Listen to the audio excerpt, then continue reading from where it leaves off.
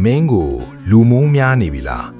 ဒါဆိုရင်မင်းဟာအမှန်တရားတွေကိုပြောနေလို့လည်းဖြစ်နိုင်ပါတယ်ပလီတိုတခါကပြောခဲ့ဘူးတယ်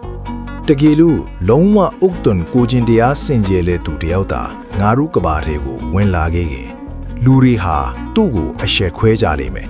နီးမျိုးစုံနဲ့နှိပ်စက်ကြလိမ့်မယ်နောက်ဆုံးမှာတော့သူ့ကိုကားစင်တင်ပြီးတတ်ကြလိမ့်မယ်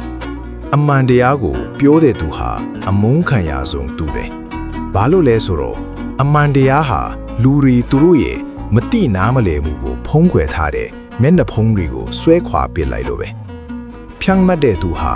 သူ့ရဲ့အဖြစ်ကြောင့်မဟုတ်ပဲသူ့ရဲ့ကောင်းမြတ်မှုကြောင့်သာလူအများရဲ့ဝိုင်းပေခြင်းမနာလိုခြင်းနဲ့လိန်ညာဆွဆွဲခြင်းတွေကိုခံရနေပြီဂူအပြင်ဘက်ကအလင်းကိုညင်ခဲ့တဲ့သူကဂူထဲကိုပြန်လာပြီးအလင်းအကြောင်းပြောပြတဲ့အခါအရေးတွေထဲမှာပဲနေသားကြနေတဲ့သူတွေက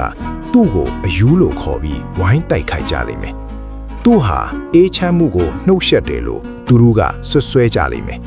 တကယ်တော့သူနှုတ်ဆက်လိုက်တာဟာသူတို့ရဲ့အချင်းပြတ်ချစားမှုတွေပဲဖြစ်ပါတယ်မှတ်သားပါလူကောင်းတစ်ယောက်ရဲ့တာဝန်ဟာလူအများရဲ့အချစ်ကိုရဖို့မဟုတ်ဘူးမိမိရဲ့ဝိညာဉ်ကိုစောင့်ရှောက်ဖို့နဲ့အသက်ပေးတဲ့ကျုံမြင်တောင်မှအမှန်တရားကိုရဲရဲဝံ့ဝံ့ပြောဆိုဖို့ပဲဖြစ်ပါတယ်